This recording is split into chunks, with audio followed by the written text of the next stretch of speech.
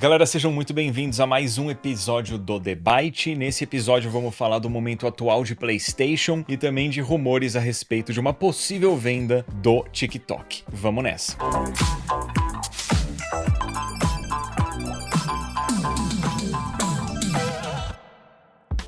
Bom, esse aí mais um debate para quem tá assistindo aqui a versão em vídeo, inclusive assista sempre a versão em vídeo se você estiver escutando no Spotify, tá? Dá pra notar que eu não tô em casa, estou na maravilhosa Las Vegas, Nevada, nos Estados Unidos. Não posso falar muito porque estou aqui, porque é meio secreto, mas se sobrar um tempinho no final do episódio a gente pode comentar um pouco sobre esse assunto, né, que pode ser trazido aqui para todos nós que estamos apresentando o debate, que são esses eventos que marcas muitas vezes trazem influenciadores digitais, às vezes para testar alguns jogos, testar algumas novas tecnologias e tudo mais, que tem muito a ver com o motivo de eu estar aqui. Mas vamos falar agora, nesse começo de episódio, de PlayStation, mais especificamente do momento atual que a marca tá vivendo. Assim, a matéria, acho que mais recente que saiu, e o assunto que tá mais quente, por isso que a gente vai trazer ele primeiro, tem a ver com PlayStation e Xbox. Isso por quê? Porque foi anunciado que Forza Horizon, um dos maiores exclusivos de Xbox dos últimos tempos, no meio do ano vai estar saindo para o PlayStation 5 e vai estar saindo na sua versão mais completa, incluindo todos os, digamos assim, todos os add-ons e DLCs que estavam disponíveis para as versões de Xbox e PC também. Só pra gente fazer, digamos assim, o trabalho de mostrar todas as informações para depois comentar, o game vai estar saindo no meio do ano e ele também vai estar tendo crossplay com o Xbox e com PC. Eu queria já puxar aqui para os nossos queridos Edu e Vandé, o que vocês acharam dessa notícia? Será que a gente pode imaginar que não existem mesmo mais barreiras para jogos de Xbox irem para PlayStation? Então depois de Forza a gente vai ter Gears, Halo e coisas desse tipo, Edu? O que você achou dessa notícia? Eu sinto que depois de um 2024 turbulento, confuso de Microsoft em relação a comunicações com o público, 2025 começa com a Microsoft sendo bem transparente em relação à nova postura dela. E isso me agrada. Eu nunca tive problema com a postura da Microsoft de ter exclusivos ou lançar os seus jogos em outras plataformas. Eu tinha um problema com a comunicação confusa que ela estava tendo no passado e agora ela parece mais assertiva, mais clara no que faz, no que pretende fazer. E eu acho uma notícia bem bacana para quem é fã de games. Forza é uma franquia importantíssima do mundo dos games. Eu acho que dentre jogos de corrida de console é a franquia que consegue bater de frente com Gran Turismo. Inclusive eu prefiro a jogabilidade de Forza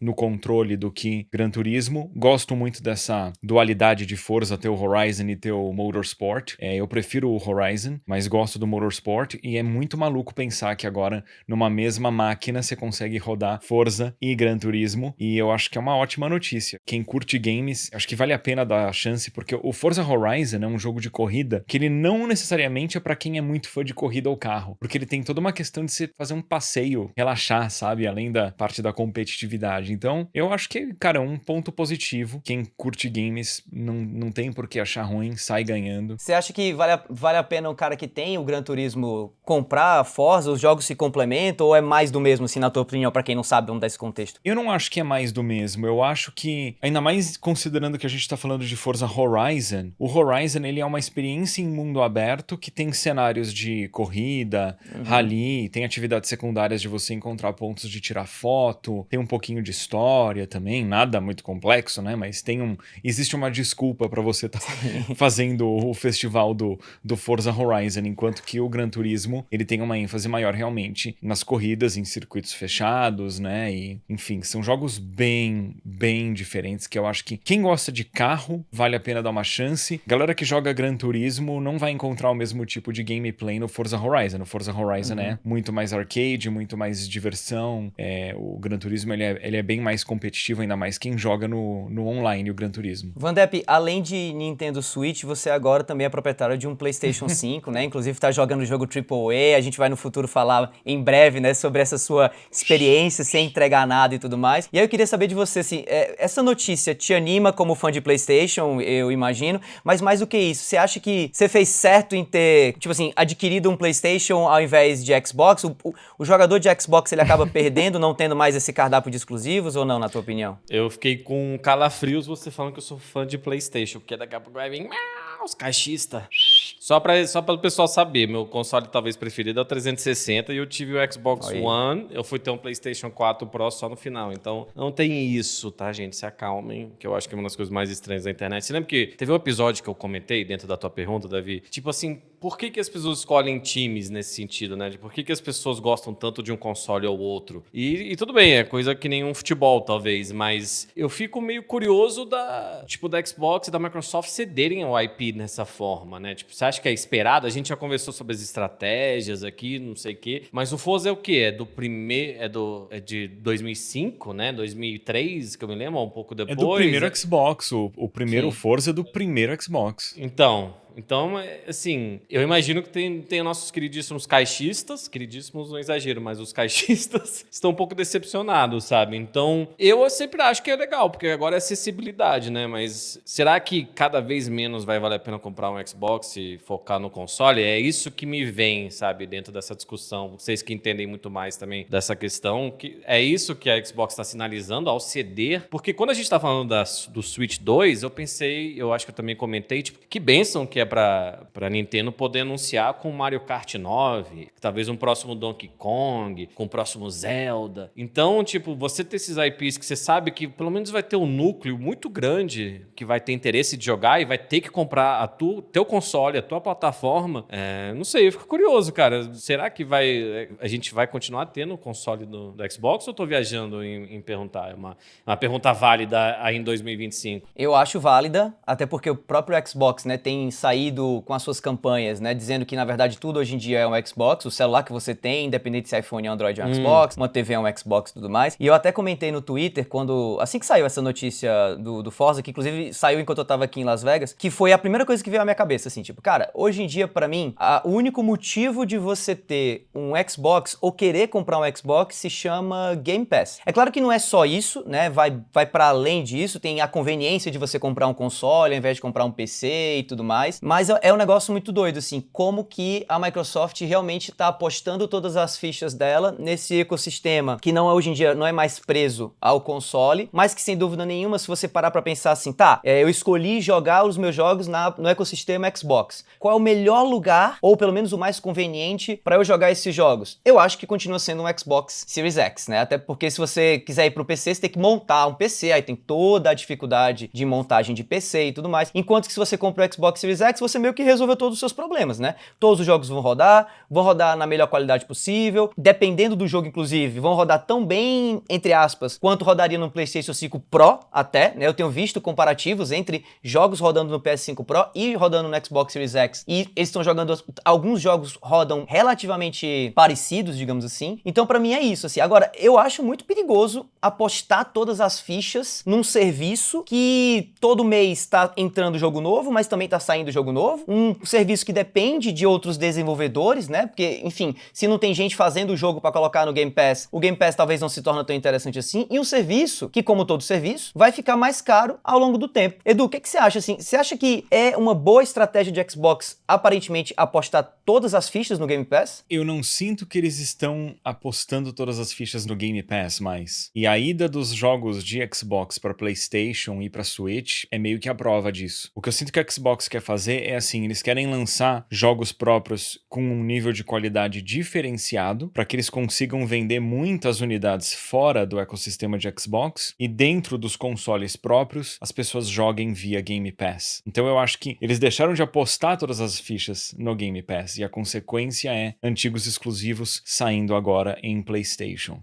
Xbox meio que vinha fazendo isso quando começou a levar os jogos pro PC, de qualquer forma. Mas eu acho que Xbox tá num momento que tem tudo para se tornar quase que um third party extremamente premium. Mas assim, extremamente premium, porque eles têm, em teoria, dinheiro infinito para desenvolver os jogos, e se eles começarem a entregar experiências diferenciadas, as pessoas vão querer jogar. No fim das contas, quem realmente gosta de videogame, não quem fala que gosta, mas quem gosta, quem joga, quem consome, curte jogo independentemente da plataforma. E o cara que tiver no PlayStation, vê um jogo que parece interessante, ele não tá nem preocupado se aquilo é de Xbox Studios ou não, ele tá preocupado que é um jogo bacana. Então a Xbox lançando bons jogos, as pessoas vão comprar, vão jogar.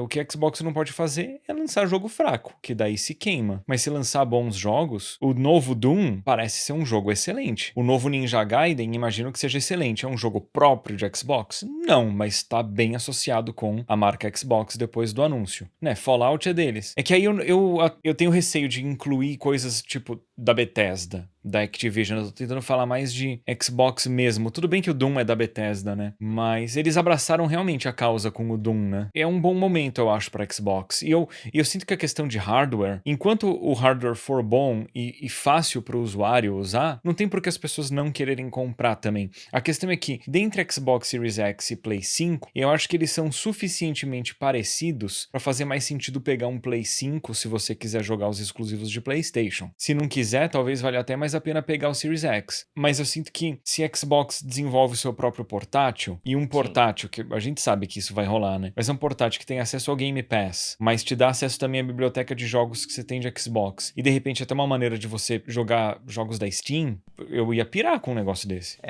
Também. Se a Steam entra na jogada, aí a mesa vira, assim, o jogo muda e vai ser um negócio bem maluco, assim. Eu acho que ficou bem claro pela Xbox Developer Direct, que saiu agora nesse começo do ano, que o ano começou bem pra Xbox. A gente até no episódio passado comentou isso, assim, que o Xbox meio que começou o ano bem, né? Começou o ano legal. Eu acho que essa estratégia tá sendo positiva no fim do dia, apesar de eu achar que tá arriscado, né, cada vez mais o sucesso da plataforma de Xbox em relação a console, né? Mas a estratégia em si, finalmente, eu acho que tá dando certo. Acho que os pauzinhos que o Phil Spencer e a galera lá têm mexido têm provido frutos. Mas aí, olhando pro lado de Sony, pro lado de PlayStation, a gente tá vendo também alguns, não sei se problemas, mas algumas mudanças estratégicas internas em PlayStation que talvez sejam um reflexo do momento de PlayStation que, olhando pro calendário de lançamentos para esse ano, talvez não esteja tão bom assim, né? Eu acho que se nada mudar, talvez 2025 seja um ano ruim para PlayStation, não sei, quem sabe, mas porque tem pouco jogo, né? E eu acho que a prova de que isso é verdade tem sido essas mudanças recentes. Uma notícia que saiu recentemente foi que um dos CEOs de PlayStation, né, que é o Herman Host, o pai, digamos assim, de Horizon Zero Dawn, porque ele era o cara que estava à frente da Guerrilla Games. Ele não é mais o CEO da marca, junto com o Hideaki Nishino, que eles eram meio os dois ao mesmo tempo CEOs, né? Um focava mais na parte de jogos, outro focava mais na parte de hardware. Agora o Herman saiu da parte de CEO, agora ele tá só focado em jogos first party, ele tá agora ainda como líder da parte de Business Studio Group, se eu não me engano, é mais ou menos assim o termo técnico que eles usam, e o Hideaki Nishino, ele é o novo único CEO, digamos assim, da Sony. E segundo a própria empresa, quando eles lançaram essa nota para os investidores, né, porque é uma empresa de capital aberto, precisa falar disso e tudo mais, explicar os motivos, a explicação foi que o Herman vai focar na revitalização da produção de jogos de Sony, de PlayStation, especialmente com foco em first party, obviamente que continua sendo o grande diferencial de PlayStation. Eu queria já passar a bola aqui agora pro Vandep para perguntar para ti, Vandep, apesar de você não ter trabalhado internamente, né, com PlayStation, você trabalhou lá com o pessoal da Microsoft quando você estava à frente das plataformas de streaming deles e tudo mais. Como é que você enxerga isso do ponto de vista estratégico, assim? Esse sinal de PlayStation é um sinal positivo, é um sinal negativo? Isso é normal? Dá pra tirar alguma coisa disso, interpretar de alguma maneira essa notícia? Ou simplesmente é só empresário sendo empresário, empresa sendo empresa e tudo mais? Então, cara, eu ia até levantar também um ponto que é curioso em relação à diferença do Xbox e do PlayStation, que é justamente no topo, né? Que o Phil Spencer é um cara muito público, né? Se eu pudesse fazer uma pergunta pro Phil Spencer e quase garantir que ele não fosse me dar uma resposta de relações públicas, seria: você se arrepende um pouco, tá ligado? De ter sido o rosto do Xbox? Não porque foi ruim pra carreira dele, mas porque ele toma muita pancada, tá ligado? E essa notícia que você deu do CEO do PlayStation, eu acho que, tipo, talvez uma boa parte do nosso público não sabia o que aconteceu, né? Eu sei que tem muita gente que acompanha muito de perto essas notícias, então com certeza sabia. Ou talvez não sabia o nome.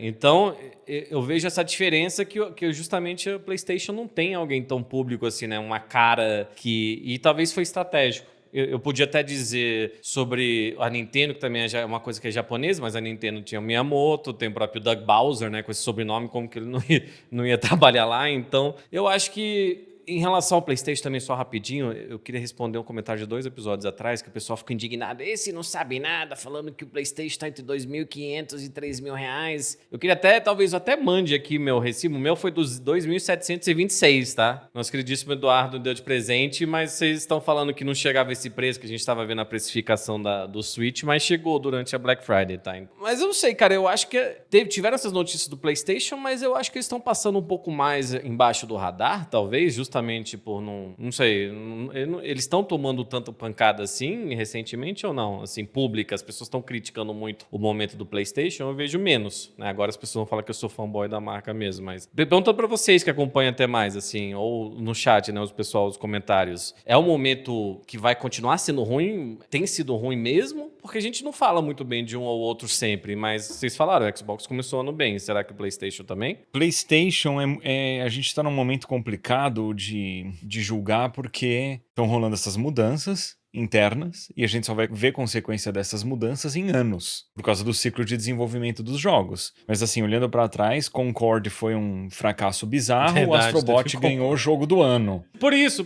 é muito, né, um dos maiores flops da história do entretenimento e outro, um joguinho que é a cara da empresa ganhou o Game of the Year. Então, destoa muito. E aí, o quê? Né, o que isso quer dizer sobre o momento de PlayStation? Alguém sabe? O que vocês acham? Desculpa, Edu, pode continuar. Não, imagina, eu vou deixar até de referência, se o Walter puder colocar na edição um trechinho, o PH, que é colega nosso de indústria, muito bom por acaso, tá na indústria há muito tempo e manja muito, ele fez um vídeo recente que eu achei bem legal, em que ele fala sobre a questão de PlayStation e guerra de consoles, e basicamente o que a gente tem hoje, e ficou bem claro isso pra mim, principalmente assistindo esse vídeo do PH, por isso que eu quero acreditá-lo, que a gente tem um momento ruim atual de PlayStation, consequência de executivos muito focados só na parte financeira. A gente precisa de executivos que tenham ênfase em games e executivos para administrar a marca. A gente teve um momento de PlayStation em que, notem agora, o Shuhei Yoshida sempre foi importantíssimo para a PlayStation, não tá mais na marca. O Adam Boyce, que também era importante, saiu já faz um tempo. E a gente, nesse reinado de Jim Ryan, que teve os grandes fracassos, né? Então eu sinto que o momento atual de PlayStation, ele é consequência de uma má administração do Jim Ryan e equipe, por conta de não serem pessoas que gostam de videogame, que só enxergam cifrão quando falam de games. E pra mim é consequência também de uma presença mais forte de ocidentais ao invés de orientais no poder. Eu acho que a administração oriental, pelo menos na indústria de games, é muito melhor do que a ocidental. Por conta disso, por conta desse foco maior nos jogos e menos nos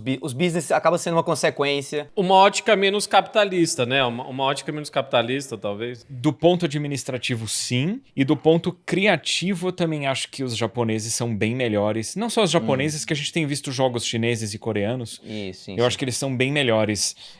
Beleza, tipo The Last of Us, Uncharted são jogos americanos que eu acho espetaculares. Existem jogos ocidentais que eu considero geniais, né? Europeus, Life is Strange, por exemplo. Mas eu sinto que a criatividade e a forma como histórias são contadas e como histórias são passadas sem serem contadas, os japoneses fazem isso infinitamente melhor. Vide os jogos do Fumito Ueda. O ponto é que, assim, eu acho que PlayStation tá perdida, ou estava, e a gente vai descobrir se não está mais daqui a um tempo, quando quem agora manda em PlayStation tomar decisões, e essas decisões vão ter consequências em alguns anos, não vai ser questão de meses. Eu queria até respondendo, assim, quase a pergunta do Davi e algo que você falou. Parece que esses executivos acham que o sucesso financeiro e um conteúdo artístico, tipo assim, tem que ser um ou outro, assim. Excludentes, mas não, né, cara, que às vezes dizer. excludentes, é um ou outro, entendeu? E não é, às vezes você empodera os artistas, você empodera a tua equipe criativa, você dá um ambiente de trabalho mais tranquilo, você não bota uma pressão para uma margem de lucros enorme e constante, e aí você consegue ver o caminho com um pouco mais de clareza, né? Tipo assim, você consegue criar um ambiente mais leve,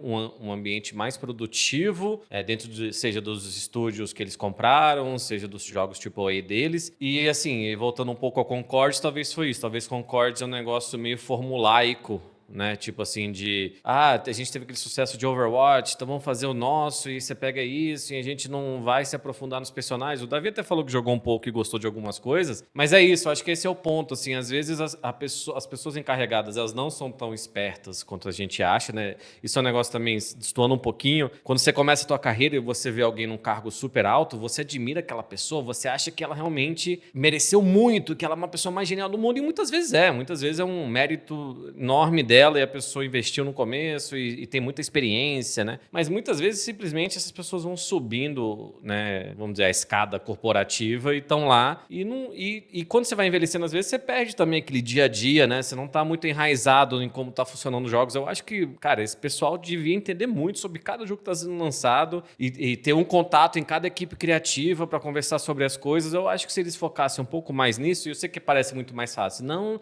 foque no dinheiro, foque na arte, mas é isso, cara. Eu quando jogo alguns jogos, eu quero ter uma experiência mais aprofundada. E tudo bem, dá pra jogar um joguinho.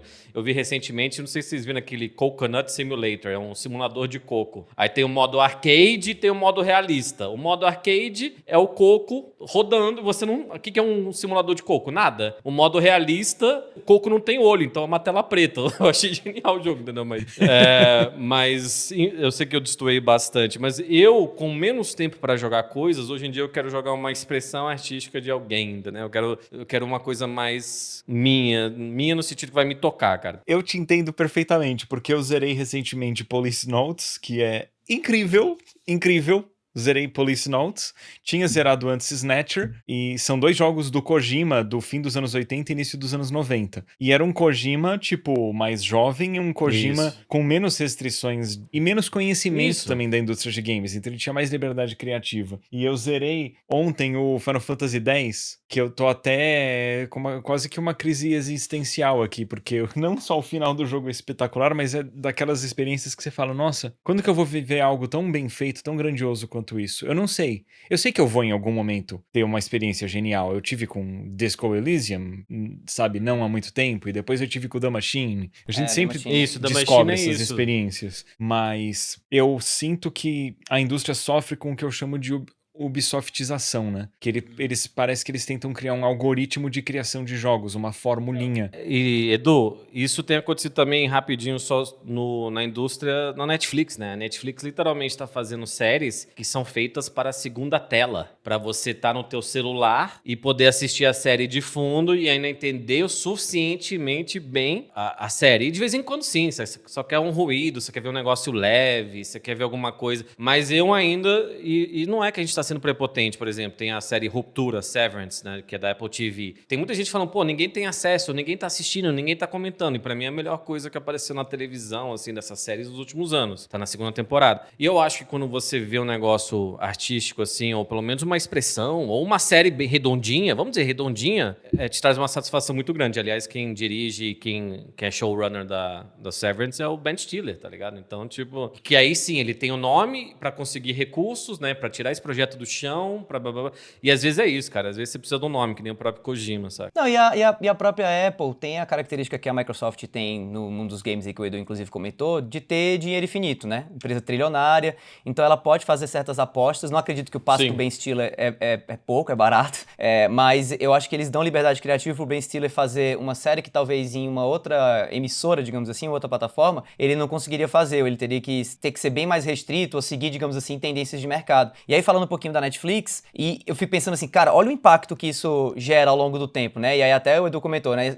Às vezes essas mudanças que a gente tá vendo hoje vão ser sentidas mesmo lá na frente. Eu acho que a Netflix, ela tá, de maneira geral, assim, talvez não, certamente não, né? Intencionalmente falando, ela tá meio que tornando a galera que é fã de Netflix e que só assiste filme na Netflix, pessoas com gosto em cinema, em séries, assim, terríveis, né? Porque você fica fã de um tipo de produção que, beleza, gosto não se discute, mas tecnicamente falando, é uma produção pobre, né? Tipo, tanto que algumas séries ganham prêmio, mas pela quantidade de séries que a Netflix lança toda semana, são muitos poucos prêmios que eles recebem, porque são realmente produções fracas do ponto de vista técnico, do ponto de vista cinematográfico, poético, artístico, né? E no caso da Apple, não. Assim, a Apple, a Apple TV Plus, né, a plataforma, ela existe há menos tempo, já tem algumas séries premiadas, inclusive, muito elogiadas, e outras plataformas que também têm essa mesma pegada. Eu fico pensando, às vezes, um pouquinho, olhando pelo lado business do negócio, e também olhando por uma ótica capitalista, e sendo bem honesto com vocês,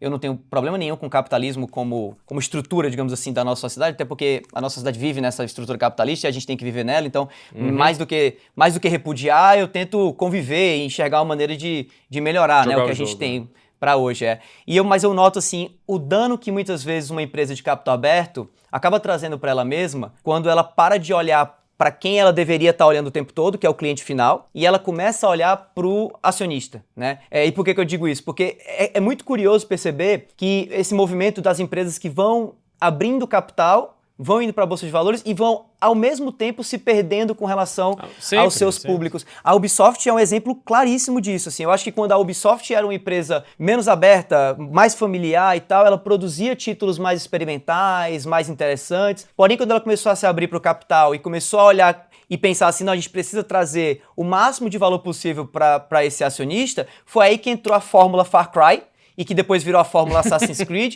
e que a gente vê hoje em dia esse processo em série de produção do mesmo jogo para tentar, digamos assim, mostrar para o acionista que, tipo assim, o sucesso do passado a gente consegue recriar de alguma maneira. E o resultado disso são jogos criativamente pobres, né? Eu acho que é um conteúdo genérico que parece, Isso. sabe? Eu assim, cara, a gente tá mantendo na indústria do cinema rapidinho para finalizar a conversa. Você viu Emília Pérez, né? Foi indicada a 13 Oscars, um filme da Netflix. E, claro, tá competindo com nossa queridíssima Fernanda Torres, Ainda Estou Aqui, de fato um filme, assim, importantíssimo. Aí é outra história. E Emília Pérez, para quem não conhece, é um filme feito por franceses e espanhóis sobre o México, uma história mexicana, que se orgulharam em não estudar a cultura mexicana, que se orgulharam em não escolher atores mexicanos. Escolheram os atores americanos. Tem alguns atores mexicanos, mas escolheram, mas em geral espanhol, americano. Tem a própria Selena Gomez. E assim, um filme em boa parte espanhol, mas é um espanhol péssimo. É desses espanhóis de americanos de segunda geração que cresceram ouvindo umas palavras em casa.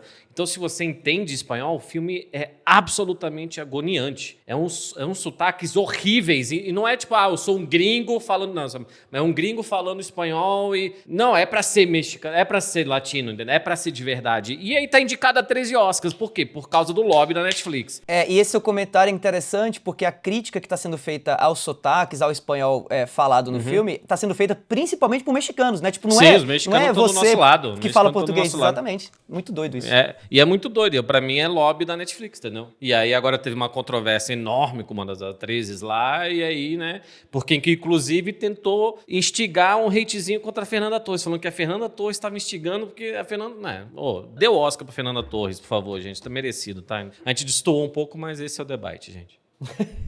Galera, estamos entrando então no Boletim Nuvem agora para comentar algumas coisas interessantes. A gente agradece novamente a Nuvem pela parceria. Recomendamos o programa Nuvem Co-op para quem é criador de conteúdo. E saibam que já saiu o acesso antecipado do Libretopia Librarian Simulator para quem quiser conferir. A gente recomenda. Vamos abrir falando de TikTok, então? Exato, vamos falar. Mas deixa eu falar uma coisa antes de eu deixar você falar. Por favor. Que a gente, no assunto anterior, no fim a gente acabou falando sobre as empresas se preocuparem mais com acionistas do que com o público final. E eu lembrei também que, daí eu não sei nem se é o caso de se preocupar com o acionista, mas é se preocupar mais de seguir tendências de mercado do que ser fiel com a própria visão. Pra mim, isso tem a ver com TikTok porque, vai ficar óbvio, YouTube Shorts. Cara, pra mim é um erro enorme do YouTube ter feito o YouTube Shorts. Porque da mesma forma que a Netflix fazer seriado pra quem tá pensando em acompanhar como segunda tela, eu acho que é um erro enorme que você desvaloriza o que tá sendo criado, você emburrece o conteúdo e você emburrece o seu público-alvo. O YouTube tem investido tanto em YouTube Shorts,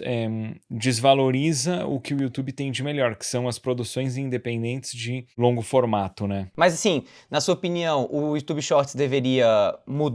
Ele deveria ser alterado e tal? Ou seria melhor pro YouTube ele meio que largar essa iniciativa e... Ele nunca deveria ter sido criado. porque ele é simplesmente um estímulo para as pessoas zumbizarem dando scroll up. Sim. Eu conheço um amigo que assiste, não tem TikTok, não tem Instagram, e ele assiste YouTube Shorts no PC. Eu acho muito estranho. Ele fica scrollando no PC na segunda tela, vendo outra coisa, ou jogando algo. Eu acho muito engraçado como... Eu posso falar isso com propriedade, apesar de não andar muito pelo TikTok, né?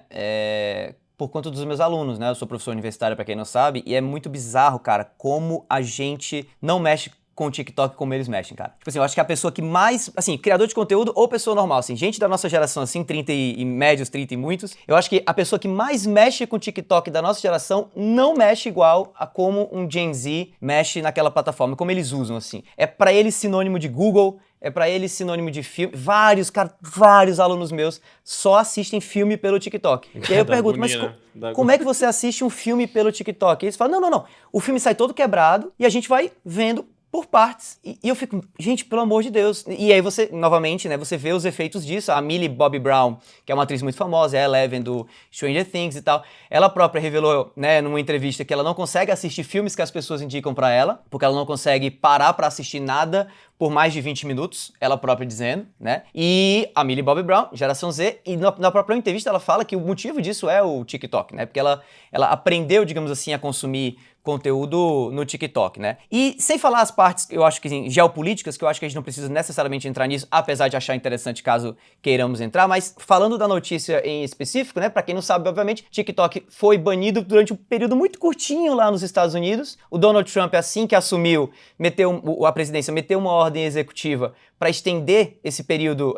de permissão do TikTok por mais 75 dias, mas ainda está em risco a plataforma de ser banida do território americano, né? E aí a ideia do governo Trump é passar esses 75 dias negociando, né, empresas e TikTok para tentar vender o TikTok para alguma empresa americana. Inclusive, MrBeast, o CEO do Roblox e também alguns outros investidores, incluindo inclusive nomes conhecidos como o próprio Elon Musk, supostamente, né, o Elon Musk não é nada oficial, já revelaram estarem interessados em comprar a plataforma. O próprio MrBeast, junto com o CEO do Roblox, eles, segundo rumores, ofereceram mais de 20 bilhões de dólares por essa plataforma. Só para ter uma referência, o Twitter foi comprado pelo Elon Musk por 44 bilhões de dólares, né? E assim, a gente vai comentar mais sobre isso, mas eu queria antes já trazer aqui para nossa bancada, o que é que vocês acham a respeito disso? Eu acho que tá meio que desenhado de que o TikTok não vai ser banido dos Estados Unidos, né? Mas vocês acham que existe algum efeito em o TikTok virar uma empresa americana? Vandep, você pode começar, depois a gente vê o Edu. Cara, boa pergunta, não sei, cara. Por quê? Porque isso depende muito da manobra política. Falando em manobra política, vou falar um negócio aqui, você às vezes tem que entrar um pouquinho em política, se acalmem, gente, é só para dar um pouco de contexto.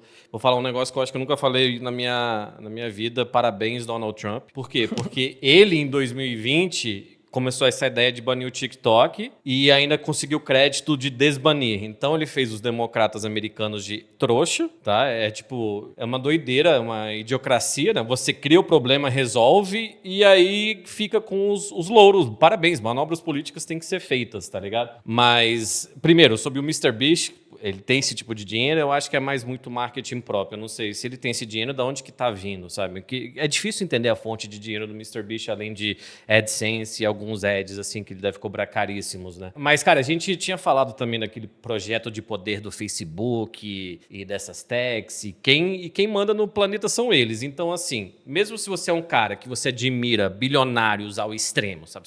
Teu sonho é ser um bilionário, legal, você acha o Elon Musk cara foda, você acha o Mark Zuckerberg cara foda. Assim, se não te dá calafrios ver Donald Trump no meio, Jeff Bezos, Mark Zuckerberg, Elon Musk, Tim Cook da Apple, Sundar Pichai da Google e nosso queridíssimo do TikTok, que eu esqueci também, atrás do presidente dos Estados Unidos, onde geralmente ficam senadores e governadores, né? Estou falando da inauguração. Se isso não te dá calafrios, independente do teu posicionamento político, cara, eu não sei. A gente pensa diferente sobre o mundo, porque o projeto de poder aconteceu. E aí eu acho que sim, o TikTok não vai virar americano, mas se o homem tá lá no bolo, algum acordo vai ser feito de algum sentido. E, de novo, parabéns ao Trump, porque dão um banho nos democratas que precisam urgentemente reviver os conceitos e formular o partido deles. Mas, enfim, falei tudo isso para não sei se o pessoal vai vender, mas o TikTok não vai ser banido. Só que no Brasil ficou um tempão, mas não foi levado muito a sério, porque o que foi estranho nisso também era a mensagem. Antes do Trump assumir, já estava uma mensagem agradecendo o Donald Trump. Quando foi banido, apareceu: agradecemos ao presidente, estamos tendo conversas, mas ele não tinha assumido novamente. Então, eu achei a história toda muito estranha, tá ligado? Era meio assim, contamos com o Donald Trump. Assim, era meio que... Porque o banimento, ele aconteceu, pra quem não tá ligado, ele aconteceu bem no processo de transição, né? Assim, foi decidido o banimento, e aí demorou um tempão pra banir, e aí na hora que baniu, houve a troca da presidência, e aí o Donald Trump já tinha sinalizado, antes de assumir ainda, mas já tendo ganho a eleição, de que ele tava olhando, de que ele gostava muito do TikTok, porque vários Gen Zs votaram nele. Então, por conta disso, o TikTok meio que se achou no direito de já puxar, digamos assim, né, um pouquinho aí a barra da saia pra falar do Donald Trump antes do Donald Trump ir lá e passar a ordem executiva estendendo a presença do TikTok por mais 75 dias nos Estados Unidos. Mas, Edu, o que você acha sobre essa notícia toda? Você, inclusive, que tá no TikTok, né, tem conteúdo seu lá e tal. Você, como criador de conteúdo, como é que você enxerga essa possível venda do TikTok e ele se tornando uma empresa mais americanizada do que ele é hoje? Cara, em linha com o que o Van Depp falou, se o TikTok vai parar na mão dos Estados Unidos, de uma empresa americana, é mais concentração de poder numa nação que já é surrealmente poderosa e surrealmente egocêntrica. Eu acho o TikTok uma porcaria.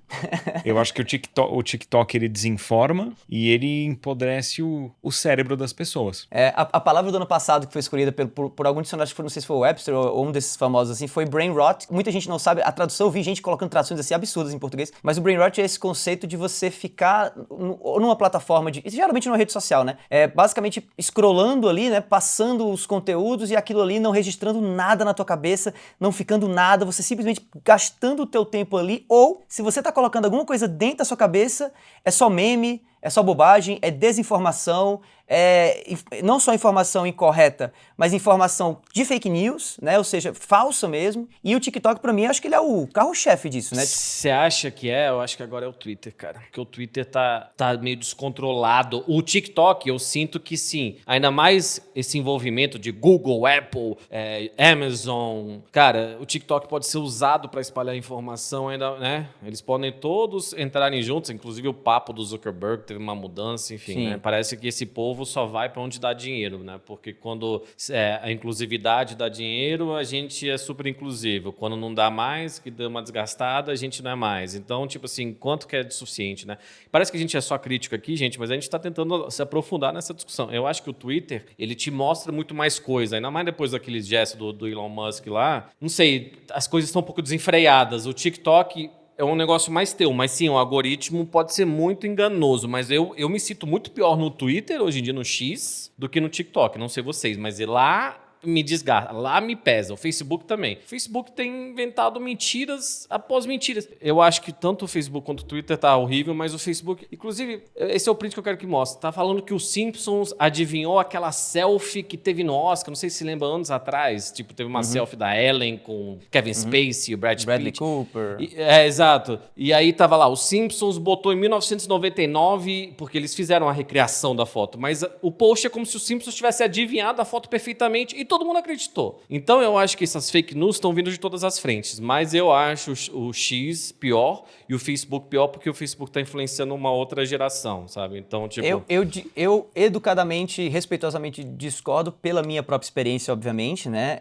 O Twitter é a rede social que hoje eu utilizo mais, é a rede social que por conta disso eu acabo tendo mais contato também. E assim, eu concordo que dá pra você encontrar muita coisa trash no Twitter. Muita, mas muita mesmo. Mas eu acho que a plataforma vem evoluindo para dar para o usuário ferramentas que podem ser usadas para combater isso daí. Primeiro, notas da comunidade, obviamente, né? A ideia é tão boa que outras plataformas estão copiando. Não sei como é que isso vai ser nas plataformas do Meta, né? Não sei como é que vai ser no Instagram, não sei como é que vai ser no Facebook, mas eu tenho um episódio aqui do debate falando que eu gostaria muito, antes de ter toda essa notícia, que eu gostaria muito de ter notas da comunidade no Instagram, porque eu sofro com muita desinformação sobre o mercado publicitário, sobre marketing. Pô, cara, o Instagram é a meca do marketing digital bullshit que a gente vê hoje em dia, né? E não tem, cara, não tem lá uma maneira de você, dentro da plataforma, mostrar que aquelas informações são falsas. E existem relatos, né, de que o próprio Instagram, ele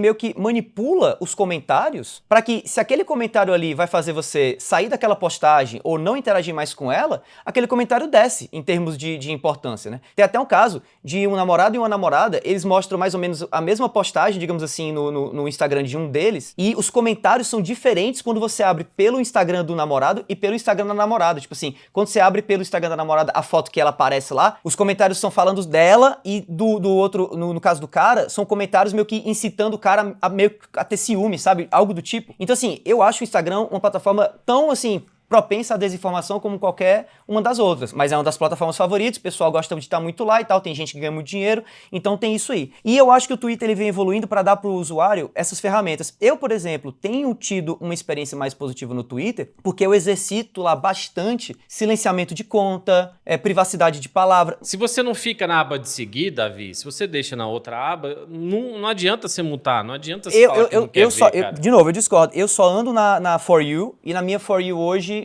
tipo assim, tá bem melhor do que já teve, entendeu? Se eu abro o meu Instagram hoje, é só BBB. Tipo assim, se eu deixo lá no feed, é só BBB, porque o BBB tá bombando. Mas você vai no Reel ou no feed? Não, eu fico no Reel, eu vou ver o meu feed, tá. eu vou ver a aba explorar. E se eu vou no Twitter, também aparece muito BBB, mas como eu privo as palavras lá no Twitter, e é muito mais fácil privar do que no Instagram, não aparece pra mim. Mas assim, eu concordo contigo no seguinte, e concordo com o Edu também. É muito perigoso a gente ter todas essas plataformas que hoje a gente trabalha, que a gente vive, que a gente se relaciona, nas mãos de um grupo pequeno de empresários, que antigamente eles eram concorrentes, e eles ainda fazem o teatrinho de serem concorrentes hoje em dia, mas que, mano, com certeza todos hoje estão sentando numa mesma mesa para combinar ações em prol essa questão. Né? Isso é muito doido. É uma oligarquia, cara. É todos os poderosos se unindo e a gente que se ferra, entendeu? E parece que as pessoas querem que a gente não aborde os assuntos dessa forma, sabe? Que as coisas têm sempre um viés político, né? E vai ser difícil de fugir disso, ainda mais algo assim.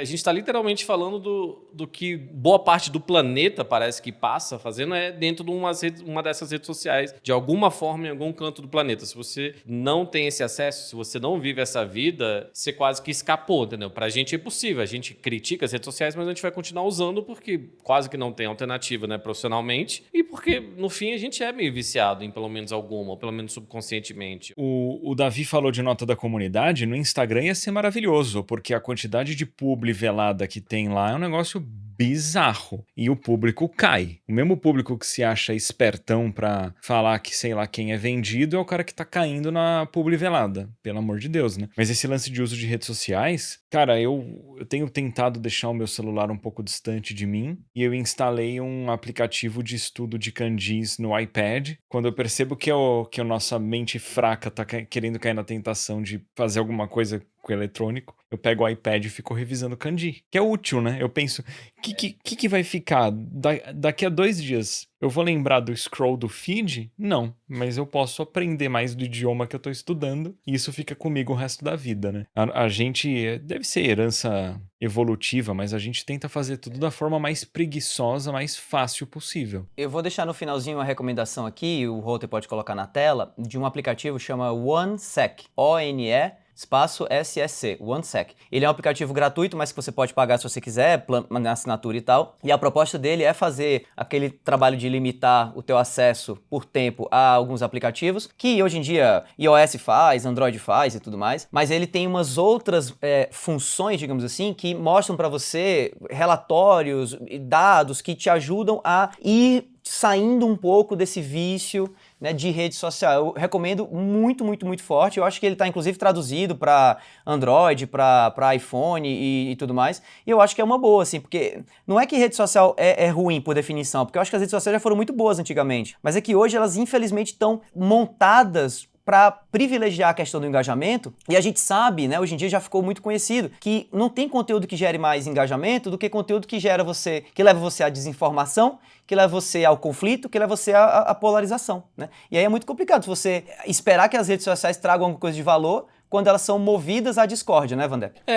esse negócio desses aplicativos de limite de tempo, eu acho que funciona para algumas pessoas. Eu prefiro tentar me controlar no jeito, sabe? Tipo assim, eu tô tentando me policiar de uma forma, mas às vezes é bom, né? Você ter não dá para acessar e não dá para acessar, sabe? É que nem, não vou fazer isso e não vou fazer isso, é inegociável. É bom ter um negócio inegociável nesse sentido. Eu queria voltar, tipo assim, faz quanto tempo que eu não leio um livro, sabe? Parece que aqueles papos, eu queria ler livro nas minhas férias. Não, mas assim, eu penso muito isso, sabe? Eu tinha um amigo meu, ele tirou um sabático de 18 meses, ele trabalha com consultoria, tipo Faria Lima, bem interessante. Cara, ele leu, acho que foram 30 livros nesses 18 meses e coisa tipo Dostoiévski, Chomsky, sabe? Coisa de filosofia. E eu vi uma leveza nele, eu vi tipo a alma dele se curando aos poucos, em vez de ficar nesse estresse. E de novo, não é aquele, não, porque eu queria conseguir ler mais, mas será que eu consigo? Eu pedi um livro do Chomsky pra eles, chama Understanding Power e tal. Cara, eu vou tentar sentar, deixar o celular em outra sala, outro ambiente e ler, entendeu? Até eu me forçar a voltar a minha concentração, porque a gente critica os jovens, a gente fala da Gen Z, mas no fim do dia é assim, sabe? Eu me peguei abrindo o TikTok durante uma série, eu achei um absurdo, tá ligado? Mas foi quase uma coisa natural, velho. Falei, o que eu tô fazendo? Tenho quase 40 anos, né? Então, não sei, eu acho que a gente tem que se policiar nesse sentido e torcer que não seja mais forte que a gente. No fim do dia é isso. E a gente agora vai emendar a publi do Clube do Livro do Debate. Exato. Vamos indicar leitura. Leituras Enfim, para serem né? feitas, quem sabe, no futuro. Sim, mas sim. é isso. Galera, espero que vocês tenham curtido esse episódio. Não se esqueçam de interagir conosco, né? Deixem um comentário, inscrevam-se no canal, etc e tal. Vocês sabem as paradas todas. Espero que vocês tenham curtido realmente. E tamo junto aí, galera. Valeu. Tchau, tchau.